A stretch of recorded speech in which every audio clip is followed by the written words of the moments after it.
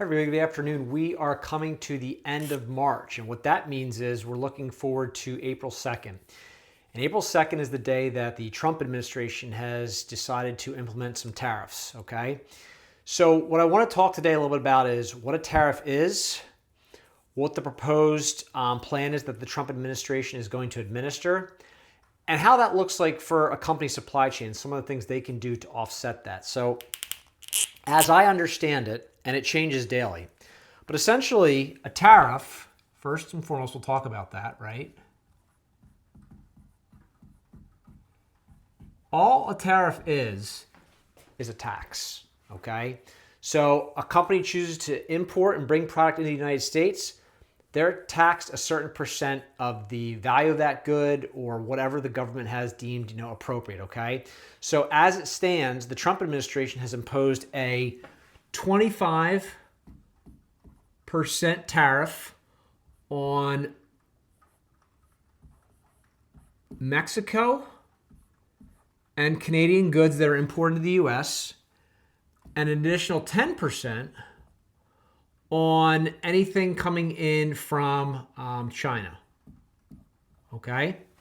So what you're having happen now within supply chains, what companies are trying to figure out to do is, do we bring in product? Do we build up our inventory levels?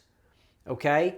And we saw this when the pandemic hit. And there's two types of inventory strategies. I've talked about this in videos past, where you have just in time and just in case. So if you're a company, right, and you know this tariff's coming down the pike, you have those two choices. Do you want to have your strategy be a just in case model where you're going to have additional raw materials stocked for production? You're going to have additional finished good, increase your safety stock levels of certain items, certain high selling items to make sure you have enough stock, okay? There's a trade-off, right? If your product's not selling and consumers are pulling back, now you have that extra stock sitting around your warehouse that's eating into your carrying costs, okay?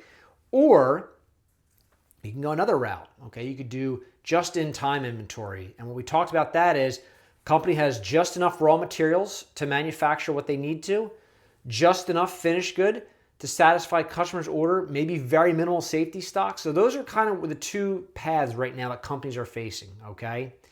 But let's draw a little diagram of showing what a supply chain looks like and how a tariff, okay, might impact a company and one of their suppliers, all right? So we're going to erase this, okay? And here we have a simple diagram. And again, art was not my subject in school, okay? You have a manufacturing plant. And then here, you might have various different suppliers, okay, that will ship raw materials into the factory, okay? And then from here, again, you'll have simple customers, okay? Your end customers. Now, if let's just say this supplier is based in Canada, okay, and they bring in steel and aluminum, and that's one of the big items that Trump is looking to tax, okay? So now this manufacturer has a choice. You can bring this product in, understanding it's going to cost you more.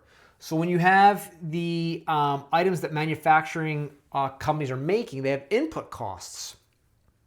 And so what happens is this supplier now is going to charge more. So the input cost, the cost to make this product for this manufacturer is going to cost more, right? So now what this manufacturer can do is they can say, listen, because we're getting taxed or tariffed from you because you're in Canada, we're going to reduce how much materials or how much product we buy from you. And maybe what they do is they start to shift and pull product from other suppliers. And one of the things that a lot of companies will do, they'll look at their supply chains, is some companies will buy a lot of product from one supplier because they get discounts, right, for the amount they buy. Some companies will choose to spread out their supplier base, okay, with various different companies, right? So what happens is now you're pulling from different suppliers, okay? Maybe you're reducing what you're taking from this supplier, now maybe you're not getting the same discount from them anymore because you're not meeting their certain, maybe they have an economic order quantity or a minimum order quantity you have to meet. So now your price might go up here, okay, just because you're ordering less. Depending on where these other suppliers are, your transportation costs could go up. That's a risk, okay? Your transportation lead time, so maybe it takes longer to get product from these other suppliers, which in turn pushes up your lead time, which in turn your end customer has to increase their lead times. So these are some of the factors that you're going to need to consider and think about. And I can tell you, I'm not smart enough. I don't have all the answers, right? I think a lot of companies are just trying to really figure out how do we make sense of this, what makes the most sense, and maybe trial and error, okay?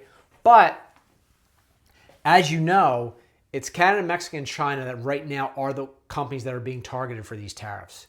So if you have these suppliers in other parts of the world, other parts of the country, that's good. You can call on them, but understand there's risks. Understand there's longer lead times. Understanding that they might not be able to meet your order because now other suppliers or other manufacturers are coming to them, asking them for product. So that's pushing up their demand, and they're just trying. It just creates the.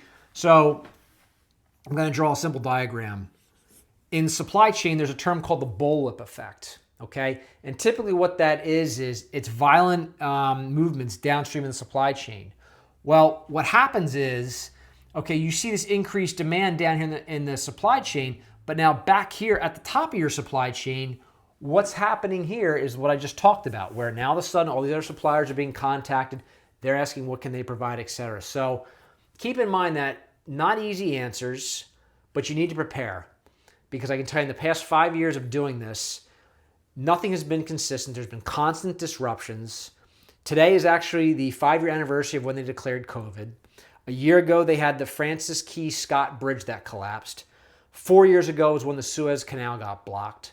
All these minor issues have created disruptions in the supply chain. And now these tariffs, that if they come to fruition on April 2nd, are going to cause more disruption. So again, you need to think about this. You need to plan for this. You have to assume that even with all things being equal and everything being calm, there's going to be a disruption. What can I do? How can I pivot? How can I be agile to make sure that I'm able to supply customer demand while keeping my suppliers in check, while understanding what's going on in other parts of the world or in my country and the regulations? So I hope you like this video. Again, I'll try and keep you guys updated on these tariffs. I feel like they're changing by the minute.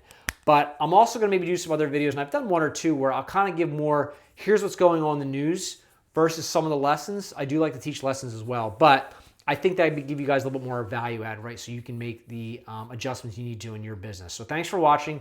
Don't forget to subscribe and like, guys, and enjoy your Monday.